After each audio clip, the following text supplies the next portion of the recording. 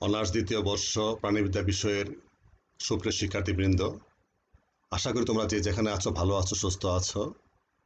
কোভিড-19-এর কারণে school college বন্ধ, তাই পড়াশোনার বিঘ্ন হচ্ছে, এটাই স্বাভাবিক। সেই ক্ষতি কিছুটা পুষিয়ে নেওয়ার জন্য তোমাদের সামনে আমি হাজির হয়েছি অনলাইন ক্লাস নিয়ে। আজ অনলাইন ক্লাসে তোমাদের সাথে আছি আমি মোহাম্মদ সাহেবুল আলম, সহকারী অধ্যাপক প্রাণিবিদ্যা বিভাগ, নীলফামারী সরকারি কলেজ। যে বিষয়টি আজকে তোমাদের সামনে উপস্থাপন করব সেটি হচ্ছে প্রোটোজোয়ানদের দেহাবরণ ও কঙ্কাল। শুরু করছি আজকের আলোচনা।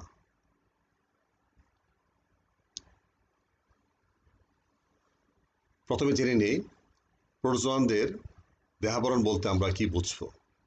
প্রোটোজোয়ানদের দেহকোষের বাইরে দেহে প্রতিরক্ষাকারী যে আবরণ থাকে তাকে দেহাবরণ বলে।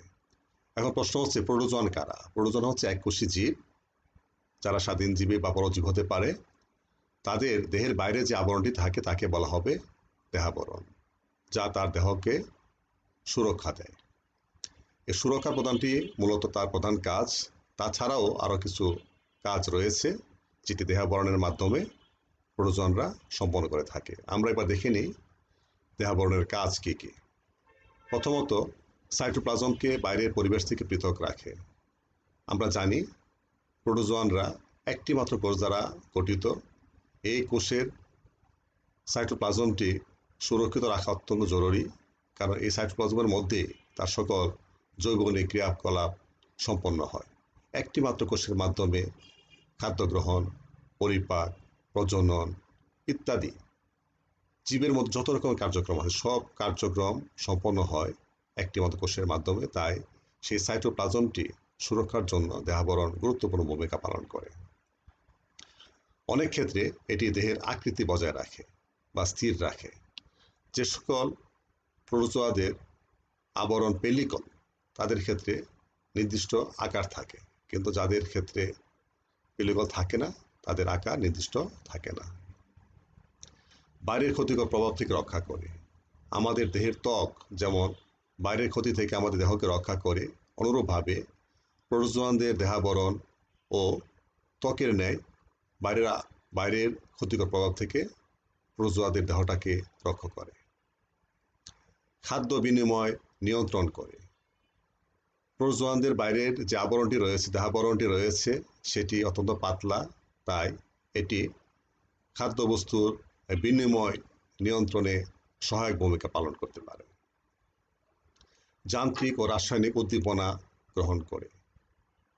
আমরা যেমন আমাদের সংবেদী অঙ্গের মাধ্যমে বিভিন্ন ধরনের সংবেদন গ্রহণ করি পরিবেশ থেকে, অনুরূপভাবে প্রোটোজোয়ানরা তাদের সেই দেহাবরণের মাধ্যমে বাইরের উদ্দীপনা গ্রহণ করে, সেটি যান্ত্রিক হতে পারে অথবা রাসায়নিক হতে পারে। অন্য কোষের সাথে যোগাযোগ রক্ষা করার কাজে এই দেহাবরণ গুরুত্বপূর্ণ ভূমিকা পালন করে। এবার জেনে নিই প্রোটোজোয়ানদের দেহাবরণের প্রকারভেদ। অধিকাংশ প্রোটোজোয়ানদের দেহাবরণ বিদ্যমান। এদের দেহে দুই ধরনের দেহাবরণ লক্ষ্য করা যায়, যথা প্লাজমা পর্দা এবং পেলিকল। এবার আমরা জেনে নিই এই দুটো বা দুই প্রকারের দেহাবরণের বর্ণনা। প্রথমে জেনে নিই প্লাজমা পর্দা কি। এটি এক্টোপ্লাজমের বাইরের দিকে অবস্থিত এক ধরনের পাতলা, নমনীয়, স্থিতিস্থাপক পর্দা। যাদের দেহে প্লাজমা পর্দা দেহাবরণ হিসাবে কাজ করে, তাদের দেহের আকার নির্দিষ্ট নয়। অতি পাতলা হওয়ার কারণে সেই আবরণের মধ্য দিয়ে খুব সহজে ক্ষণপথ তৈরি হতে পারে এবং ক্ষণপথ তৈরির মাধ্যমে তার দেহের আকার আকৃতি ক্ষণে ক্ষণে পরিবর্তিত হয়। এ ধরনের একটি জীবের উদাহরণ যদি আমরা লক্ষ্য করি, সেটি হচ্ছে যেমন অ্যামিবা। লক্ষ্য করো, এটি একটি অ্যামিবার চিত্র এবং তার বাইরের যে আবরণটি রয়েছে, পাতলা আবরণটি রয়েছে, সে আবরণটিকে বলা হবে প্লাজমা পর্দা বা প্লাজমা লেমা। এবার আমরা জেনে নিই প্লাজমা পর্দার কাজ কি। প্রথমত, মিউকোপলিস্যাকারাইড রিজের মাধ্যমে বস্তুর সাথে আবদ্ধ থাকে। এই এককোষী জীবটি কোনো বস্তুর সাথে আবদ্ধ রাখার কাজে তার দেহের মিউকোপলিস্যাকারাইড রিজকে ব্যবহার করে থাকে। বিভিন্ন বস্তু ও তরল মাধ্যমের মধ্যে বিনিময় ঘটিয়ে দেহের আকৃতি স্থির রাখে, অর্থাৎ তার এই আবরণটি বাহিরের পরিবেশের সাথে অভ্যন্তরীণ পরিবেশের একটি সামঞ্জস্য বিধান করে। সেটি হতে পারে বিভিন্ন পানি বা অন্য কোনো রাসায়নিক পদার্থ, যা লবণাক্ততা ইত্যাদি। এসব বস্তুগুলো বাইরের সাথে একটা সমন্বয় বজায় রেখে তার দেহের সাথে মানানসইভাবে সেই আকৃতি স্থির রাখে। ক্ষণপথ সৃষ্টি, এটা আমরা আগেও বলেছি। ক্ষণপথ সৃষ্টি হচ্ছে প্লাজমা পর্দা বিশিষ্ট যে প্রোটোজোয়া আছে তাদের একটা অন্যতম বৈশিষ্ট্য, এবং সেই ক্ষণপথ তার জন্য অত্যন্ত গুরুত্বপূর্ণ, এবং সেটি চলনে যেমন সহায়তা করে অনুরূপভাবে খাদ্য গ্রহণে সহায়তা করে। সাইটোপ্লাজম ও পরিবেশের মধ্যে খাদ্য গ্যাসের আদান প্রদান। লক্ষ্য করো, তার সেই পাতলা পর্দাটির মাধ্যমে সে সাইটোপ্লাজমে পরিবেশ থেকে খাদ্য গ্যাসের আদান প্রদান ঘটাতে পারে, অর্থাৎ খাদ্যবস্তু গ্রহণ, বর্জ্য অপসারণ, অনুরূপভাবে অক্সিজেন গ্রহণ এবং কার্বন ডাই অক্সাইড অপসারণ। এই কাজগুলো সম্পন্ন হয় প্লাজমা পর্দার মাধ্যমে, এটা মাধ্যম হিসাবে কাজ করে। এবার জেনে নেই পেলিকল বা পেরিব্লাস্ট। এটি দেহের বাইরের দিকে অবস্থিত এক ধরনের শক্ত পুরো আবরণ, যা নির্দিষ্ট বহিরাকৃতি গঠন করে। অত্যধিক পরিও যদি হয় তখন সেটিকে বলা হয় কিউটিকল। আমরা আগেই বলেছি যে সকল প্রোটোজোয়াদের ক্ষেত্রে পেলিকল থাকবে তাদের দেহের আকৃতি হবে নির্দিষ্ট, অর্থাৎ একটি সুনির্দিষ্ট কাঠামো তৈরি করতে পেলিকল সহায়তা করে। এরকম একটি প্রোটোজোয়ার নাম যদি আমরা উল্লেখ করি সেটি হচ্ছে প্যারামিশিয়াম। নিচে আমরা প্যারামিশিয়ার চিত্র লক্ষ্য করছি। তার বাইরের যে পুরু যে আবরণটি রয়েছে, যেটি তাকে নির্দিষ্ট একটি কাঠামো দান করে, তারই নাম পেলিকল বা পেরিপ্লাস্ট। এবার আমরা পরবর্তী যে বিষয়টি আলোচনা করছি সেটা হচ্ছে যে পেলিকলের কাজ কি। যথারীতি পেলিকল আমরা যেটা আগেই বলেছি নির্দিষ্ট আকৃতি প্রদান করে। প্রোটোজোয়াদের মধ্যে এরা হচ্ছে নির্দিষ্ট আকৃতি বিশিষ্ট প্রোটোজোয়া। চলনের সহায়তা করে। সংকোচন প্রসারণের মাধ্যমে পেলিকল প্রোটোজোয়াদের চলনে সহায়তা করে থাকে। দেহকে বাইরের আঘাত থেকে রক্ষা করে। এটি প্রোটোজোয়াদের দেহ বাড়ানোর একটি অন্যতম প্রধান বৈশিষ্ট্য। সেই বৈশিষ্ট্যটি এই পেলিকলের মধ্যেও রয়েছে। এবার আলোচনা করব প্রোটোজোয়াদের কঙ্কাল নিয়ে। প্রোটোজোয়াদের সাইটোপ্লাজম নিঃসৃত জড় পদার্থ জমা হয়ে দেহের ভিতরে বা বাইরে যে শক্ত মজবুত কাঠামো তৈরি হয় তাকে বলা হবে কঙ্কাল। অর্থাৎ প্রোটোজোয়াদের কঙ্কাল দুই ধরনের হতে পারে সেটি দেহের বাইরে অবস্থিত অথবা ভিতরে অবস্থিত। আমরা যেমন শামুক ঝিনুকের ক্ষেত্রে বাইরে কঙ্কাল দেখতে পাই, আমাদের মানব দেহের ক্ষেত্রে অন্তঃকঙ্কাল দেখতে পাই। প্রোটোজোয়াদের ক্ষেত্রেও ঠিক একইভাবে কোনো কোনো প্রোটোজোয়ার ক্ষেত্রে দেহের বাইরে কঙ্কাল গঠিত হয়, কোনোটির ক্ষেত্রে আবার অন্তঃকঙ্কাল গঠিত হয়। আমরা সেই কঙ্কালগুলোকে প্রধানত দুই ভাগে ভাগ করতে পারি প্রোটোজোয়াদের ক্ষেত্রে। প্রথমত বহিঃকঙ্কাল, যেটি দেহের বাইরে অবস্থান করে, বা এক্সোস্কেলেটন, এটি অন্তঃকঙ্কাল বা যেটি দেহের ভেতরে অবস্থান করে, বা এন্ডোস্কেলেটন। এবার আমরা জেনে নিই প্রোটোজোয়াদের বহিঃকঙ্কালের প্রকারভেদ। প্রোটোজোয়াদের যে বাহ্যিক কঙ্কাল বা বহিঃকঙ্কাল রয়েছে এটি প্রধানত চার ভাগে ভাগ করা যায়, যথা থিকা, লরিকা, খোলক বা টেস্ট এবং সিস প্রাচীর। এই চার প্রকার বহিঃকঙ্কালেরও নানান ধরনের প্রকারভেদ রয়েছে। এই যে নানান প্রকারভেদ, তার আলোচনা, উদাহরণ, এটি হচ্ছে মূলত তুলনামূলক প্রাণীবিজ্ঞানের মূল বিষয়বস্তু। অর্থাৎ আমরা যখন সে আলোচনাটি করব তখন প্রোটোজোয়াদের কোনো প্রকারে বহিঃকঙ্কাল বন্ধকঙ্কালকে সেখান থেকে বাদ দেওয়া যাবে না। প্রতিটির বর্ণনা আসতে হবে এবং সেই বর্ণনা অনুযায়ী তার উদাহরণ দিতে হবে। আমরা এবার তার বর্ণনায় চলে যাচ্ছি। প্রথমে আসি থিকা। এটি সেলুলোজ নির্মিত দৃঢ়ভাবে সজ্জিত শক্ত বর্মের ন্যায় পাত সমন্বিত, যা কোষ দেহকে আবৃত করে রাখে। কোষ দেহ তার মানে কি, এটি একটি মাত্র কোষ দ্বারা যেহেতু দেহ গঠিত, তাই সেটিকে বলা হচ্ছে কোষ দেহ। তাকে আবৃত করে রাখে একটা শক্ত বর্মের ন্যায়। এর যদি বৈশিষ্ট্য, আরও কিছু বৈশিষ্ট্য আলোচনা করি, দেখা যায় থিকা একটি বা দুটি স্তর নিয়ে গঠিত হতে পারে। অর্থাৎ থিকা নামক যে কঙ্কালটি রয়েছে তার স্তর একটি বা দুটো হতে পারে। এতে দুটি কপাটিকা থাকে। লক্ষ্য করো, কপাটিকা অসংখ্য প্লেট নির্মিত হতে পারে, অর্থাৎ খণ্ড খণ্ড। কপাটিকাগুলো একটি মাত্র অংশ নিয়ে গঠিত নয়, বরং অনেকগুলো অংশ নিয়ে গঠিত। এক একটা অংশকে বলা হবে প্লেট। থিকা শক্ত বা নমনীয় হতে পারে। এটি বৈচিত্র্যময় হতে পারে, অর্থাৎ থিকার নানান ধরনের নানান রূপের রয়েছে এবং সেটা প্রজাতিভেদে ভিন্ন। এবার আমরা লক্ষ্য করি যে থিকার একটি উদাহরণ ডাইনোফ্লাজেলেটা, ডাইনোফ্লাজেলেটা দলের অন্তর্ভুক্ত যে প্রোটোজোয়াগুলো রয়েছে তাদেরকে বলে ডাইনোফ্লাজেলেটস। এদের দুটো সদস্য সেরাসিয়াম এবং পেরিডিনিয়াম, এই দুটো সদস্যের ক্ষেত্রে আমরা থিকার লক্ষ্য করো। এই হচ্ছে সেরাসিয়াম, যার বাইরের আবরণটিকে বলবো আমরা থিকা।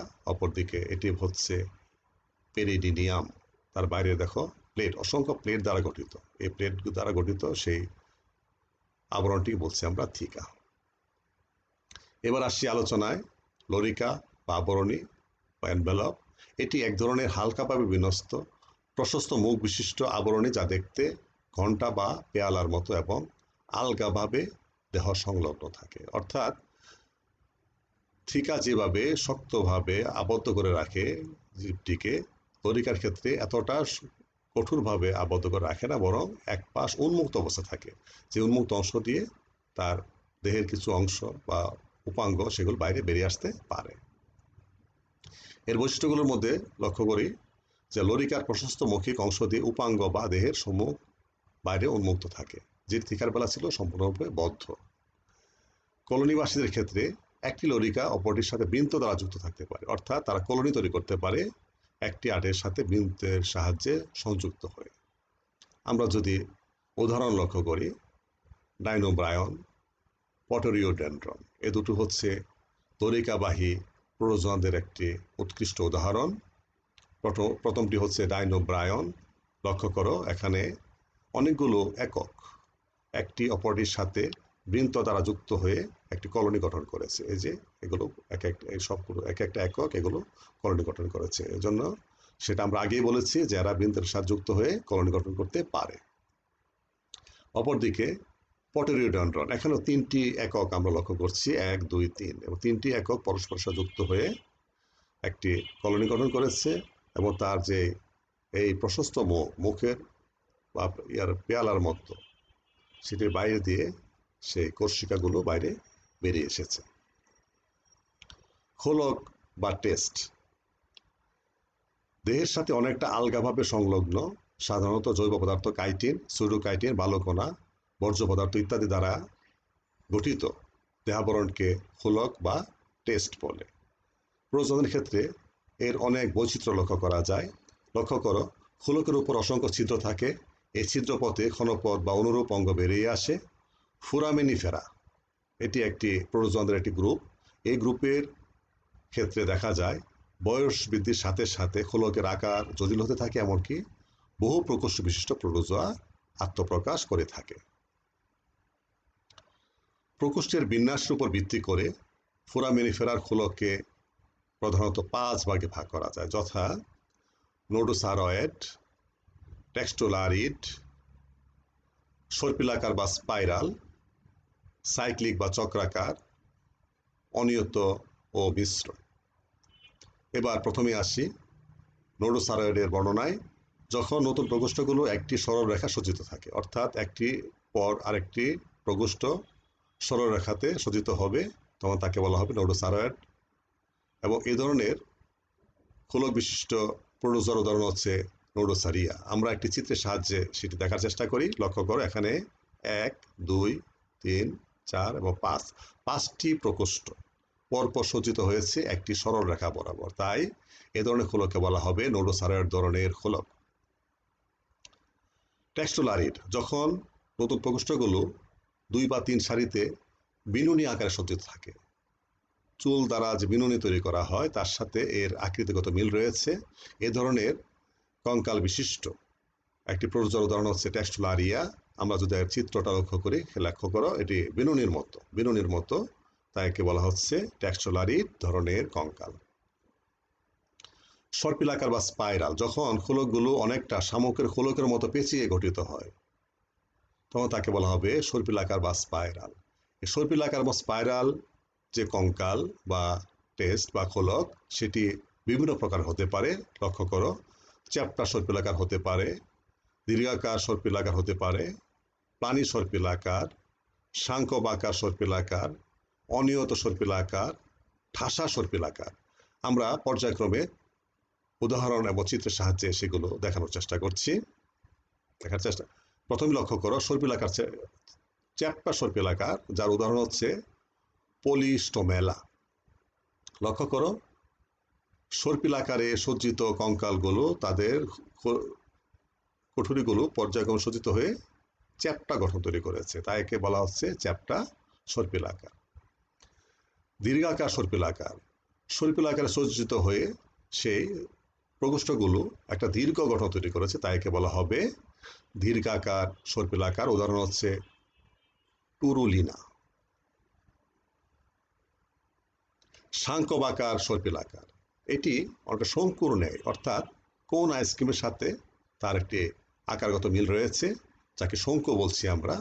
সেরকম গঠন বিশিষ্ট কঙ্কালকে বলা হবে শাঙ্খবাকার সর্পিলাকার। এবং সর্পিলাকার সজ্জিত হয়ে এরকম গঠনটি তৈরি হয়। তার উদাহরণ হচ্ছে টুরি স্পিরিলিনা। অনিয়ত সর্পিলাকার, যার উদাহরণ গ্লোবিসেরিনা, অর্থাৎ এদের প্রকোষ্ঠগুলো কোনো নির্দিষ্ট নিয়ম শৃঙ্খলা মেনে বর্ধিত হয় না, একটু এলোমেলোভাবে বিন্যস্ত থাকে, তাই তাকে বলা হচ্ছে অনিয়ত সর্পিলাকার। এবং তার উদাহরণ হচ্ছে গ্লোবিজারিনা। লক্ষ্য করো এখানে প্রকোষ্ঠগুলো সর্পিলাকার সজ্জিত হয় কিন্তু একটা সুশৃঙ্খল নয়। ঠাসা সর্পিলাকার, যখন সেই সর্পিল প্রকোষ্ঠগুলো একটি আরেকটির সাথে ঘন সন্নিবিষ্টভাবে অবস্থান করে তাকে বলা হবে ঠাসা সর্পিলাকার। উদাহরণ হচ্ছে নোমিওলাইটিস। আমরা একটা চিত্র লক্ষ্য করছি যেটি ঠাসা সর্পিলাকার কাঠামো, যার উদাহরণ আমরা আগে বলেছি নোমোলাইটিস। সাইক্লিক বা চক্রাকার, যখন খোলকের সকল প্রকোষ্ঠ এক কেন্দ্রিক হয়ে আবর্তিত হয়, অর্থাৎ একটি নির্দিষ্ট অবস্থানকে কেন্দ্র করে পর্যায়ক্রমে সেটি চক্রাকারে আবর্তিত, তখন তাকে বলা হবে সাইক্লিক বা চক্রাকার প্রকোষ্ঠ বা খোলক, যার উদাহরণ হচ্ছে প্যাভোনিনা। আমরা এই চিত্রটি লক্ষ্য করছি, নিচ থেকে শুরু করে এই কেন্দ্র করে পর্যায়ক্রমে সজ্জিত হয়ে সেই খোলকটি গঠন করেছে। অনিয়ত ও মিশ্র প্রকৃতির খোলক, এমন কিছু খোলক আছে যাদের খোলক কোনো নির্দিষ্ট নিয়মে বৃদ্ধি পায় না, অর্থাৎ কোনো সুশৃঙ্খল নিয়ম ছাড়াই বৃদ্ধি পায়, তাদেরকে বলা হবে অনিয়ত ও মিশ্র প্রকৃতির, যার প্রকৃষ্ট উদাহরণ হচ্ছে ক্যালকারিনা। আমরা চিত্রটি লক্ষ্য করি, নিচের যে চিত্রটি লক্ষ্য করো, যেখানে তার যে বৃদ্ধি বা তার যে বর্ধন সেটি কোনো নিয়ম শৃঙ্খলা মেনে হয়নি, তাই একে বলা হবে অনিয়ত মিশ্র প্রকৃতির কঙ্কাল। এবার আমরা আসি পরবর্তী আলোচনায় শীষ প্রাচীর। অনেক খোলকবিহীন প্রোটোজোয়া রয়েছে প্রতিকূল অবস্থায় 2 বা 3 স্তর বিশিষ্ট সিস্ট গঠন করে, অর্থাৎ যখন তার পরিবেশটি অনুকূল না থাকে।